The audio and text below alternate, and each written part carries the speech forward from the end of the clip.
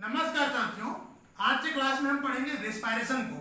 तो जैसे कि आपको पता होगा एसीए प्रीलिमिनरी एग्जाम के जो सिलेबस में रेस्पिरेशन में शुरू में क्या है परिभाषा, फिर क्या है जो में श्वसन अंग, फिर इसके बाद में हम पढ़ेंगे श्वासोच्छ्वास श्वसन, फिर उसके बाद में पढ़ेंगे श्वसन के प्रकार, मनुष्य में श्वसन अंग, श्वसन की प्रक्रिया, श्वसन गुणांक, सारा चीज हम पढ़ेंगे। तो आज के क्लास में हम इसका इंट्रोडक्टरी पोर्शन को, शुरुआती पोर्शन पढ़ेंगे, क्योंकि आपको क्या है हमारे क्लास में सारा डिटेल हम पढ़ेंगे ताकि कोई प्रकार का आपका क्वेश्चन क्या है ना छूटे। तो चलिए स्टार्ट करते हैं जल्द ही क्लासेस को बिना लेट किए। तो देखिए श्वसन, तो श्वसन के बारे में हम बात करें तो श्वसन एक प्रकार का कैसा चीज है, कैटाबॉलिक प्रोसेस है। ठीक है, कैटाबॉलिक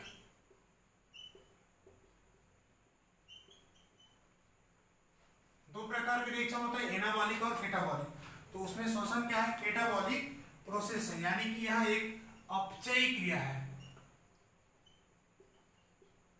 ठीक है, श्वसन कैसा, तो अगर आप डेफिनेशन लिखना चाहें तो लिख लीजिए, श्वसन एक अपचयी क्रिया है जिसमें शरीर के भार में कमी होती है, जिसमें पोषक पदार्थ मुख्यतः अगर हम बात करें पोषक पदार्थ कार्बोहाइड्रेट, प्रोटीन, फैट आदि का, ठीक है, प्रोटीन फैट जो वसा है इसका आदि का क्या होता है, क्रमिक ऑक्सीकरण होता है, ऑक्सीडेशन डिग्रेशन होता है। ठीक है जी, इससे क्या होता है, ऑक्सीडेशन डिग्रेशन होता है। इन भोज्य पदार्थों का ऑक्सीडेशन डिग्रेशन होता है, ऑक्सीडेशन डिग्रेशन होता है। ठीक है, तो ये पूछ देगा कि किस प्रकार का डिग्रेशन होता है, करें किस प्रकार का विघटन होता है।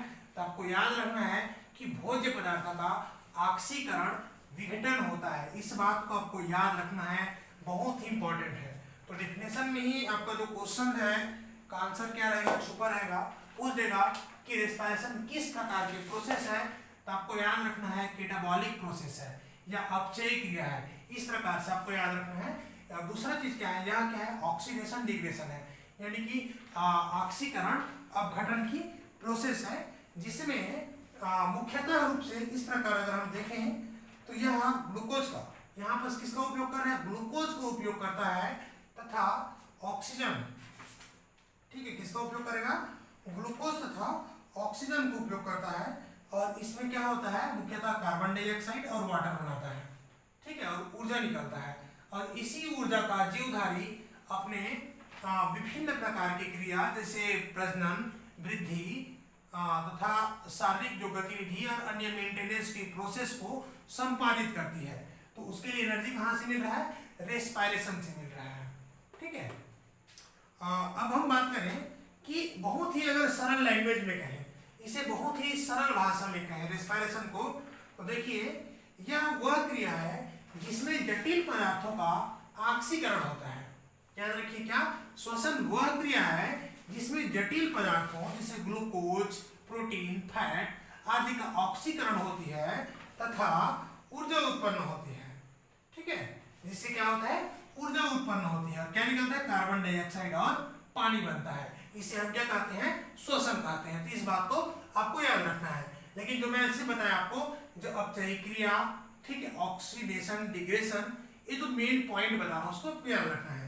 हम देखें इसको रासायनिक दृष्टि से अगर देखें, इसका बैलेंस अगर देखें रिएक्शन का, तो देखिए C6H12O6 glucose plus 6CO2 10H2O 38 ADP।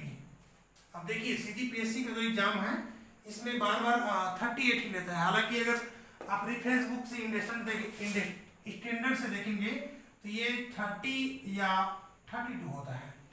ठीक है, बाकी आपको क्या है 38 ही पढ़ना है, क्योंकि बार बार अभी क्या जो भी एग्जाम हो रहा है इसमें 38 ही ले रहे हैं। ठीक है, और 38 इनऑर्गेनिक फास्फेट, इसके अलावा इसमें क्या बनता है, जो निकलेगा प्रोडक्ट 6CO2 16L क्या बोलेंगे H2O और 38 H2O क्या बनता है, 38 ATP का निर्माण होता है। इस प्रकार इसका रासायनिक दृष्टि से हम श्वसन की प्रोसेस को देख सकते हैं। तो मुख्यतः हम क्या लगाएं, एक ग्लूकोज मॉलिक्यूल को टूटने के लिए कितना ऑक्सीजन की आवश्यकता है, 6 ऑक्सीजन चाहिए, 10 पानी चाहिए, और यहाँ पर क्या इनऑर्गेनिक ग्रुप में क्या हो रहा है, एडीपी और 38 जो इनऑर्गेनिक फास्फेटेट हो रहा है, और क्या बनेगा 6 CO2 बनेगा। ठीक है, देखिए उत्पाद बनेगा, उसमें क्या बन रहा है 16 H2O, यानी कि 6 H2O का फायदा हो रहा है यहाँ पास, और 38 ATP यहाँ पास बन रहा है एक ग्लूकोज मॉलिक्यूल के टूटने से। ठीक है, ये कंप्लीट रेस्पिरेशन होगा। ठीक है, ऑक्सीजन शोषण होगा कंप्लीट। यह जो प्रोसेस होगा, यह आपको बता दूं, ये प्रोसेस है, यह होता है सेल में होता है, कोशिका में होता है। ठीक है, इस बात को भी आपको याद रखना है।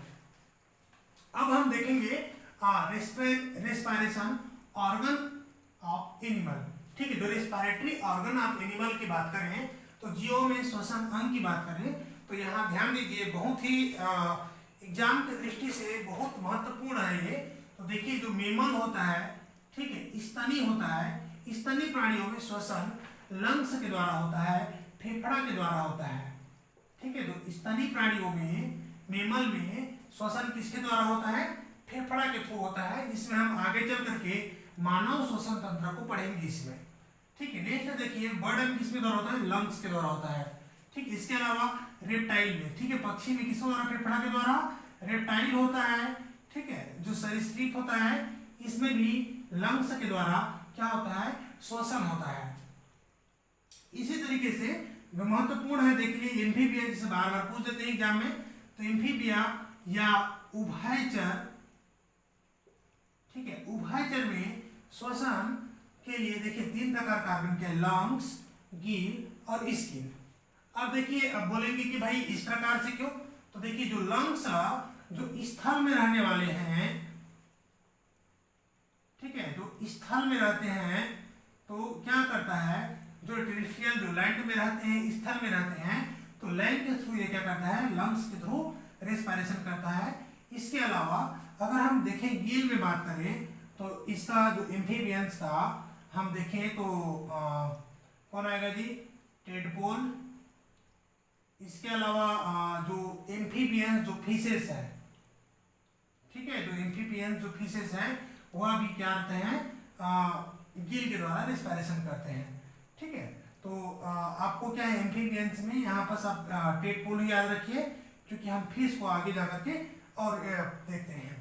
तो गिल के थ्रू रेस्पिरेशन कौन करता है, टेडपोल करता है। जो एम्फीबियंस है, जो टेडपोल लार्वा होता है वो इसके थ्रू करता है।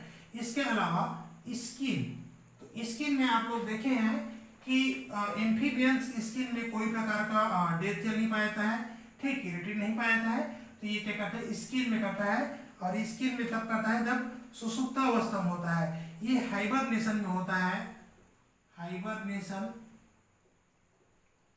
तब क्या करता है, स्किन में करता है, जिसे क्या बोलते हैं, सुषुप्तावस्था।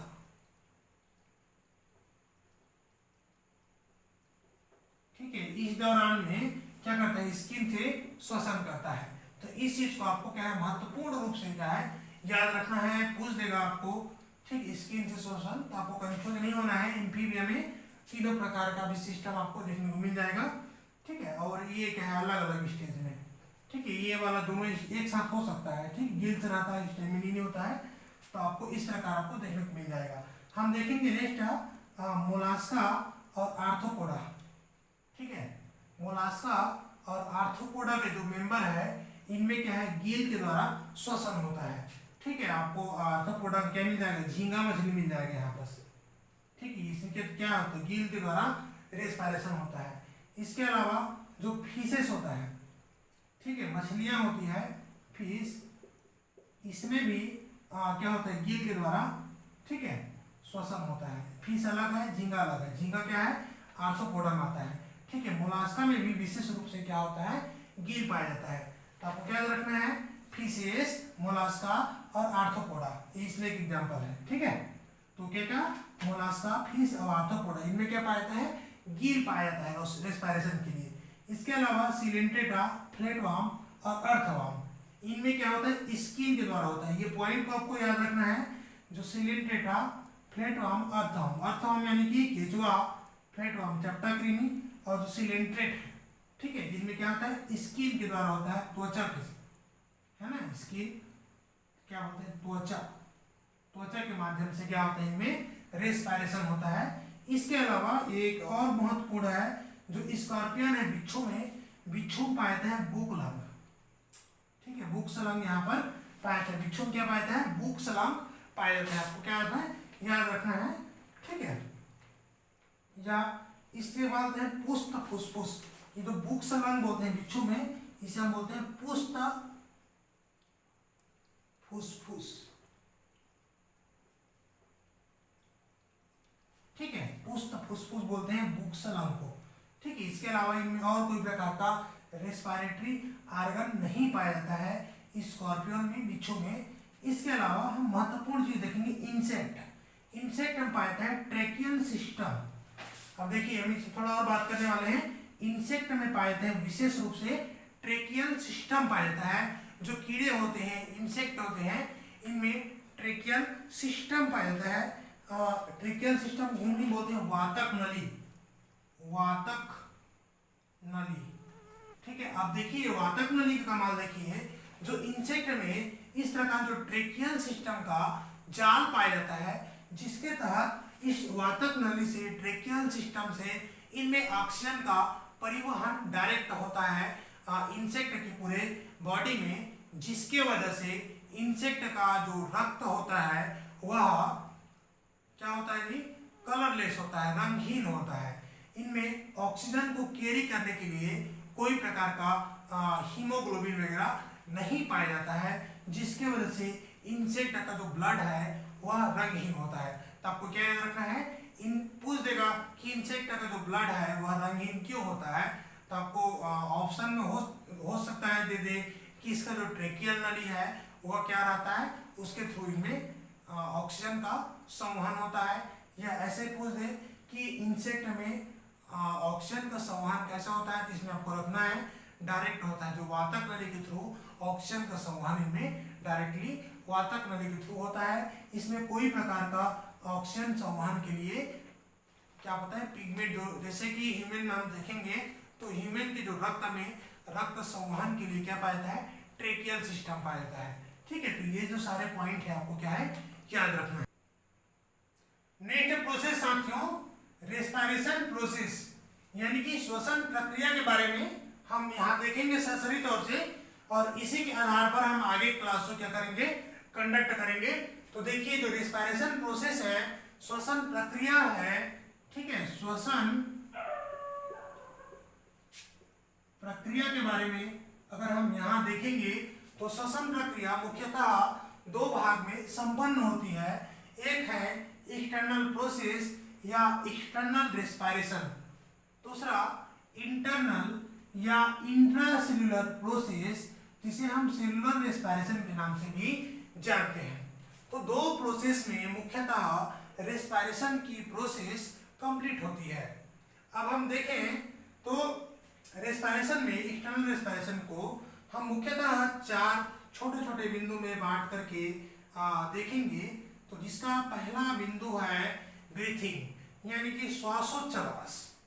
तो श्वासोच्छ्वास को यहाँ पर श्वासोच्छ्वास की प्रोसेस दो भाग में संपन्न होती है, इंस्पायरेशन और एक्सपायरेशन, जिसे बोलते हैं इनहेल और एक्सहेल। तो अंतः श्वास और उच्च श्वास। तो अंतः श्वास, इसमें क्या करते हैं, श्वास को हम अंदर खींचते हैं, जिससे डायफ्राम क्या होता है, आकर के जो भाग फेफड़ा में वायु कोष में आकर के वायु भरती है, क्या है, अंतः श्वास। श्वास को हम अंदर लेते हैं। इसके अलावा उच्च श्वास, श्वास को हम बाहर छोड़ते हैं। तो इस प्रकार से यहाँ पर अगर हम देखें तो जब श्वास को हम अंदर जब लेते हैं, ठीक है, नासा मार्ग से, नाक या मुंह से, मुख्यतः हम नासा से ही लेते हैं, ठीक है, नासा मार्ग से, तो फेफड़ों के दो कुपिकाओं में क्या होते हैं, श्वास जा करके भर जाती है। ठीक है, जो यहाँ पर फिर क्या होता है, उच्च श्वास। यहाँ से इसमें याद रखिए जो अंतः श्वास से हम लेते हैं वो क्या रहता है, O2, जबकि यहाँ जो उच्च श्वास एक्सपेंशन छोड़ेंगे वो क्या रहता है, CO2। ठीक है, CO2 बाहर करते हैं हम और इसको क्या करते हैं, अंदर लेते हैं। ठीक है, तो ये क्या हो गया, श्वासोच्छ्वास, यानी कि ब्रीथिंग की प्रोसेस। दूसरा चीज है गैसियस एक्सचेंज इन लंग्स। ठीक है, तो हम लंग में देखेंगे जो गैसेस एक्सचेंज है, दूसरा जो पॉइंट है लंग्स में गैसेस एक्सचेंज, जो हम लिए थे इनहेल करके, जो वायु लिए थे, फेफड़ा के कुपिकाओं में असंख्य कुपिकाएं पाई जाती है। हम इसका एनाटॉमी पढ़ेंगे फेफड़ा की, मानव की, तो उसमें जो बताऊंगा मैं कि इसका जो क्या रहता है, जो लंग्स में कुपिकाएं रहती है वहां पर क्या होता है, गैसों का आदान प्रदान होता है। ठीक है, जिससे जो O2 रहता है, ये O2 क्या होता, कहाँ चलता है, ब्लड में भेज देता है, और ब्लड का CO2 क्या होता है, कुपिकाओं में आ जाता है, जो एक्सहेल के द्वारा क्या होता है, बाहर निकलता है। हम नेक्स्ट देखेंगे गैसियस सर्कुलेशन इन ब्लड। तीसरा क्या है, गैसियस सर्कुलेशन इन ब्लड, यानी कि रक्त में क्या जी, गैसों का परिवहन। ठीक है, तो रक्त में गैसों का परिवहन, तो हम देखें जो सेलुलर रेस्पिरेशन के थ्रू जो बने CO2 को कहाँ तक, लंग्स के कुपिकाओं तक लेके आता है, ब्लड लेके आता है, और जो फेफड़ा के कुपिका से O2 को फिर से क्या होता है, कोशिकाओं तक लेके जाने का काम करता है ब्लड। ठीक है, नेक्स्ट हम चौथा यहाँ पर जो पॉइंट है देखेंगे, गैसेस एक्सचेंज ऑन टिश्यू, यानी कि ऊतकों में गैसों का आदान प्रदान। ठीक है, इन्हीं के आधार पर ये क्या है, बाह्य श्वसन। अब जब गैस कोशिका में गैसों का आदान प्रदान जब हो जाता है, यह ऑक्सीजन कोशिका तक पहुंच जाता है, तब जाकर के चलता है अंतः कोशिकीय श्वसन या इंट्रासेल्युलर या सेल्युलर रेस्पिरेशन। ठीक है, तो इसी को इंटरनल प्रोसेस या आंतरिक श्वसन के नाम से जानते हैं। तो यहाँ पर हम देखेंगे श्वसन को, तो मुख्यतः हम देखें तो यहाँ दो चक्र में पूरा होता है, एक क्या, ग्लाइकोलाइसिस, और दूसरा क्रेब्स साइकिल या सिट्रिक एसिड साइकिल के रूप में संपन्न होती है। तो ग्लाइकोलाइसिस के प्रोसेस में यहाँ पर O2 की आवश्यकता नहीं होती है। याद रखिएगा, ग्लाइकोलाइसिस या क्या होता है, श्वसन का, सेलुलर रेस्पिरेशन का पहला चरण होता है, जहां पर ग्लूकोज मॉलिक्यूल का क्या होता है, ब्रेक डाउन होता है। ग्लूकोज मॉलिक्यूल क्या होता है, ब्रेक डाउन होता है, और क्या बनाता है, पायरुविक एसिड बनाता है। यहां से क्या होता है, ग्लूकोज का ब्रेक डाउन होकर के 2 पायरुविक एसिड बनाता है। ठीक है, पायरुविक एसिड का 2 मॉलिक्यूल बनाता है। यहाँ नेट जो हमें प्राप्त क्या होता है, 2 ATP प्राप्त होगा। हम जाकर के आगे और डिस्कस करेंगे क्रेब्स साइकिल में। और याद रखिएगा, जो ग्लाइकोलाइसिस यह होता है साइटोसोल में। ठीक है, और क्रेब्स साइकिल है, यह पाया है माइटोकॉन्ड्रिया के मैट्रिक्स में।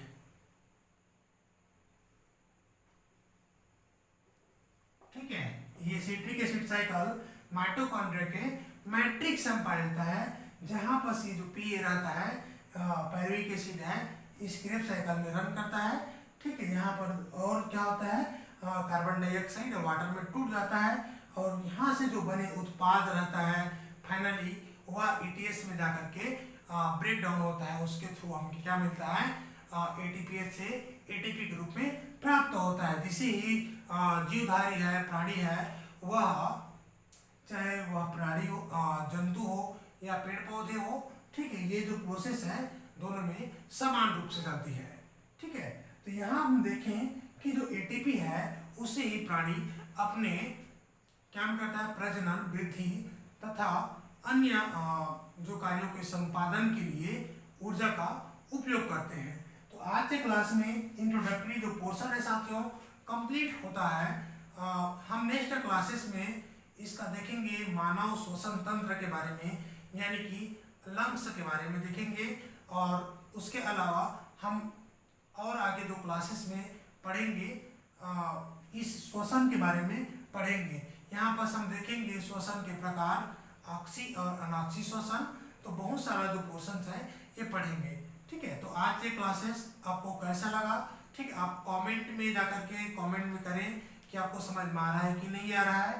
ठीक है, कोई प्रॉब्लम होगा तो हम आपके सुविधा युक्त बनाने की क्लास की कोशिश करेंगे।